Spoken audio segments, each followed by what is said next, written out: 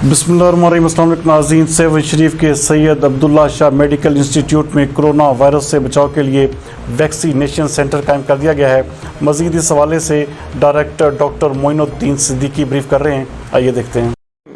As per government instruction, government की कोशिश है कि जो बड़े बड़े इदारे हैं वहाँ पे जो फ्रंट लाइन वर्कर्स हैं हेल्थ डिपार्टमेंट के, जो डायरेक्ट पेशेंट से राब्ते में रहते हैं, पहले उनकी वैक्सीनेशन की जाए।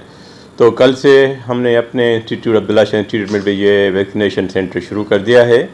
फ़िलहाल हम अपने फ्रंट लाइन वर्कर्स को जो हाईली रिस्क पे होते हैं उनको वैक्सीन कर रहे हैं, लेकिन जैसे ही हमें गाइडेंस मिली, डायरेक्शन मिली गवर्नमेंट की तरफ से, कम्युनिटी को भी इन्वॉल्व करना है।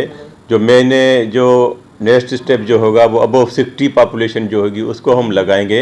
तो जैसे ही हमारे पास उस किस्म की वैक्सीन आ गई और गवर्नमेंट की डायरेक्शन आ गई तो हम पॉपुलेशन को, जनरल पॉपुलेशन को जो अबव 60 होंगे पहले उनको लगाएंगे, फिर जो जैसी कैटेगरी आएगी बिलो 60 वाली फिर उनको लगाएंगे। इस तरह ये सिलसिला चलता रहेगा। यह है कि जो भी हमारे एम्प्लॉइज़ हैं वो पहले रजिस्टर करेंगे अपने NCOC से, वहाँ से उनको कोड मिलेगा।